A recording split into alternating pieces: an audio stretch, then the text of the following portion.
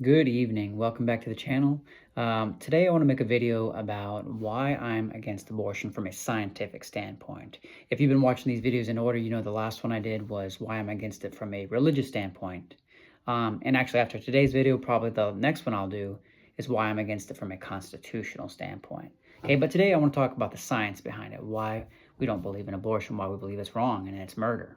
Okay, so first and foremost, we believe life begins at conception or at fertilization, right? Okay, and this truth is affirmed by different organizations like the American Medical Association, the American College of Pediatricians. You have countless scientific textbooks, doctors, all these people that will affirm the scientific fact that life begins at conception. Okay, so this isn't merely a religious belief or a pro-life view. That gets thrown in our face a lot of times. People will say, keep your religion off my body. But what we're saying here, this is not a religious viewpoint. This is a scientific fact. Okay, life begins at conception when that sperm meets the egg, and a new human life, a zygote, is formed. Okay, it's a brand new human being that has never been in existence before. Okay, it's a human being that has its own DNA, which is distinct and different from that of its own mother.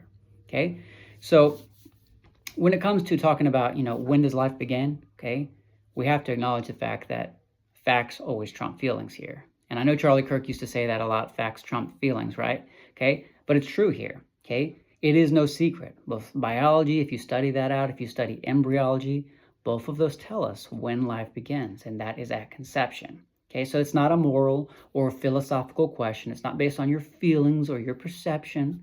No, it is a scientific fact. And any opinions or feelings that go contrary to this, well, they're irrelevant because they are not based on objective truth. Okay, so we should not listen to them. Okay, anybody knows, even a little 5-year-old kid knows that what's growing inside that woman's womb is alive. It's a baby, right? It's growing, it's developing. We have ultrasounds, we have other sorts of medical technology that prove that. Okay, we can see toes wiggling, we can see that baby sucking its thumb, we can see the blood flow going throughout the body using different types of medical devices. Okay, so we know it's a human being, it's growing, it's developing, it is certainly alive.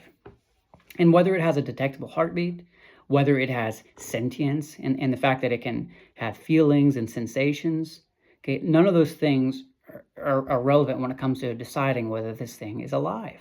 Okay, it's alive. It's a human being. It's growing. It's developing. So we know it's alive inside the womb. Okay, some people like to argue, well, it can't survive outside the womb, so it doesn't really count yet. But that's completely unscientific. Okay. A lot of times we hear, if you watch any debates, you'll hear different kind of insults, really, dehumanizing terms that are thrown around to describe this baby. Sometimes you'll hear pro-choicers refer to it as nothing but a clump of cells. And in a sense, I guess they are correct. Yes, it is a clump of cells, but so are you and so am I. Okay, we're just bigger clumps of cells. Okay, but they use it as an insult. They try to act like it's not a real human being.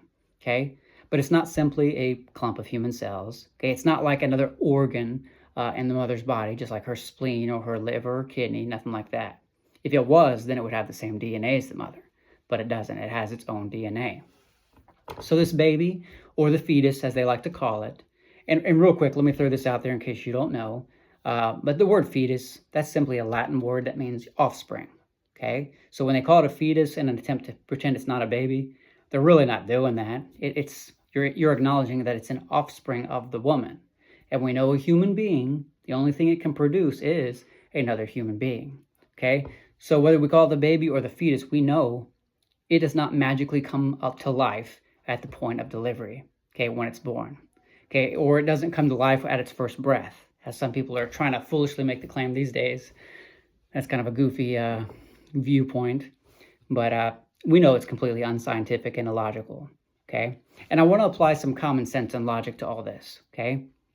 If we acknowledge, which I believe most people would, unless they're totally crazy, if we acknowledge that it is a human being at the point of birth, it's already out of the mother through C-section or is delivered naturally, we all agree that that's a human being and that it's alive, right? Okay, so if it's a baby at the point of delivery, then we have to acknowledge the fact that it was a baby from the very beginning, from its very start, which would have been back at conception, okay? If it's a baby at the point of delivery, then it was a baby 2 minutes prior to delivery also, when it was still inside its mother's womb, kicking, pushing out on her belly. It was the same baby. It was alive then also. but it would also have been alive 2 trimesters earlier too, okay? That being that was growing inside the mother's womb did not switch spots all of a sudden and leave the mother's womb. No, this is the exact same baby. The only thing that's changed throughout this pregnancy, throughout these roughly 9 months, is really nothing but its size, the baby's size, its location, and its level of development. That's really the only things that have changed throughout that gestational period, okay? And nobody should ever be killed based off any of that criteria because they're not big enough, because they're not smart enough or developed enough, okay? Those are not valid reasons to kill anybody. Now, a lot of times when you talk to people with their pro-choicers, they want to throw around the term point of viability. Okay, a lot of them believe the baby shouldn't be protected until it reaches the point of viability and it can survive on its own outside the mother's womb. Okay, now of course that's a goofy argument because even a brand newborn baby can't survive outside the womb on its own. It needs constant care. It needs to be fed and to be given milk and to be changed and cleaned and all that stuff. So it's a really silly argument. But anyways, with the point of viability, depending who you talk to, you'll get different responses. Some people, they say, abortions should be able to take place all the way up until delivery. There's some people that are that far gone that they think that is okay. Okay, it's straight up murder. Okay, there's other people that they may have a cutoff of, say, 36 weeks or 24 weeks or maybe even 12 weeks. And they'll say at this point, abortion should not be allowed anymore. Okay, now whenever I'm talking to somebody, if they're pro-choice and they have a viewpoint like that, I typically ask them, when is the cutoff for you? When is it no longer okay to have an abortion? Okay, and I do that for a reason, is to lead them into an argument and ask them a question. Okay, because whatever their answer is, I really don't honestly care what their answer is. I'm preparing to ask them another question. So for example, if they respond and say 24 weeks is the cutoff for them, then my immediate follow-up question would be, tell me what happens at that point. What happened at 23 weeks, 6 days, 23 hours and 59 minutes, that magically 1 minute later, it's now a baby. Now it magically deserves life, it now has value, and now it's alive, okay? Explain to me what happens there. And of course, they can't give you an answer because the true answer is what? Nothing happened, right? It's the exact same human being that it's been all along. Nothing has changed. So, so because we know that it's a human being, because we know life begins at conception, because we know that this baby is created in the image of God, abortion is flat out wrong, okay? For all these reasons, okay? That baby has a right to life. And killing it is always wrong. It's nothing short of murder. Okay, so that's why I'm against it, scientifically speaking. It's as simple as that. Okay, we can look at the science. We know it's a living human being. Okay, there's no getting around it. No amount of mental gymnastics can escape that fact. Okay, we don't have the right to play God and decide who's worthy of life. We simply don't. Okay, the science is clear. Regardless of how it was conceived, if it was in a consensual, loving relationship, like in a marriage, or if it was conceived by a violent act of rape. Okay, it doesn't change the fact that the baby growing inside the mother's womb is still a living human being with the right to life. Okay, so we don't have the right to kill that baby. Okay, that's why I'm against it, scientifically speaking. Now, before I finish this video, there's one other topic I want to cover real quick. I knew I want to cover it in one of my videos, so I figure I'll just put it in this one real quick. But it's something that always gets brought up in abortion debates. They always come up, these pro-choicers always come up with these random hypothetical scenarios, typically about, well, what about the case of a mother whose life's in danger because of the baby? Or the hypothetical 10-year-old girl that got raped and she's now pregnant and the stress of the pregnancy may kill her, right? What about ectopic pregnancies? All these scenarios get brought up. Now, typically the pro-choicers, they're not going to support banning abortion in any of the other cases.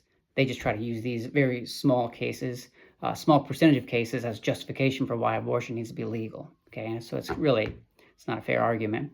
But when you get these types of arguments, here's the answer. Okay, doctors should always do their best to do no harm. Okay, that's their responsibility, to take care of both of their patients, the mother and the child, whether it's the full-grown adult woman or if it's that hypothetical 10-year-old girl. They should do their best to support both of them.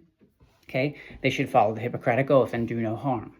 Now, in some cases, that will mean delivering the baby early via C-section so that we can try to use the latest, greatest medical technology to keep that baby alive.